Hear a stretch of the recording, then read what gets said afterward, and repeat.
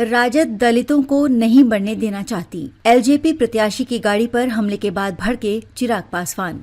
बिहार चुनाव के बीच पटना के बख्तियारपुर में सालिमपुर थाना क्षेत्र के अलीपुर गांव के पास रविवार को लोजपा आर के प्रत्याशी अरुण कुमार की प्रचार गाड़ी में कुछ युवकों ने तोड़फोड़ की है।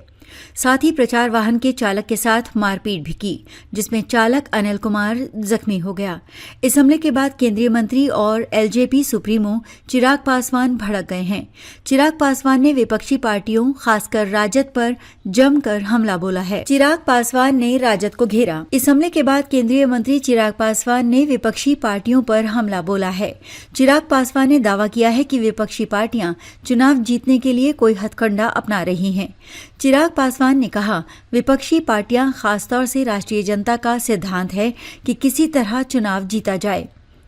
हमारी लड़ाई इसी मानसिकता के खिलाफ है। बख्तियारपुर में एलजेपी उम्मीदवार अरुण कुमार की गाड़ी पर हमला करने वाले असामाजिक तत्व विपक्षी पार्टी से ताल्लुक रखते हैं। चिराग पासवान ने यह भी कहा कि राजद उनकी सभी दलितों को टारगेट करती है जो सत्ता में आने की कोशिश करते हैं। उन्होंने जंगल राज का भी जिक्र किया। चिराग पासवान ने कहा, आरजेडी सोचती है कि वंचित वर्ग के लोग सिर्फ वोट के लिए ही ठीक हैं। ऐसे लोगों को उस स्थान पर नहीं पहुंचने देना चाहिए कि वो मुख्यधारा से जुड़ जाएं। यही वजह है कि अगर कोई दलित या पिछड़े वर्ग के लोग सत्ता में आना चाहते हैं तो राजद इसी तरह की मानसिकता के साथ उन्हें रोकता है।